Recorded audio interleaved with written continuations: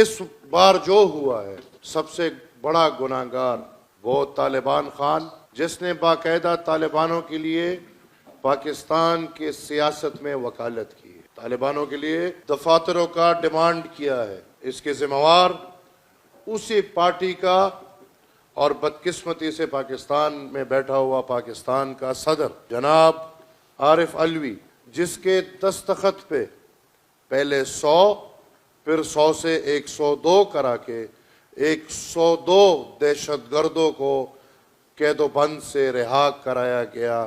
ان 102 میں یاد رہے اے پی ایس کے واقعے کا جو ذمہ وار بندہ جس نے خود ذمہ واری قبول کی وہ بھی تھا، اس طرح کے اور لوگ بھی تھے۔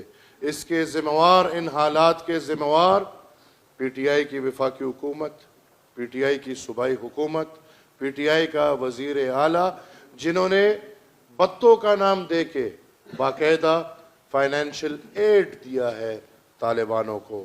30 کروڑ کے صوبائی اخراجات سے باقاعدہ چیک دینے کے ساتھ ساتھ چھپے ہوئے صوبائی اخراجات سے، عواموں کے خرچے سے طالبان کو پیسے دیے گئے، ان کو سپورٹ کیا گیا۔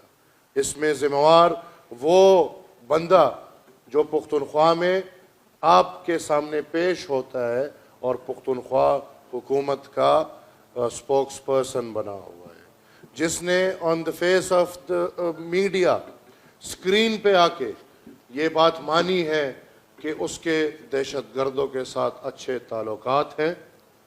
اس نے اسکرین پہ آ کے یہ بات مانی ہے کہ وہ افغانستان میں دہشت گردوں کے ساتھ تعلق اس بنیاد پہ ہے کہ اس نے بھی اس جنگ میں حصہ لیا ہے۔ اس نے اسکرین پہ آ کے یہ بات مانی ہے کہ اس نے بھی وہاں مورچوں میں راتیں گزاری ہیں۔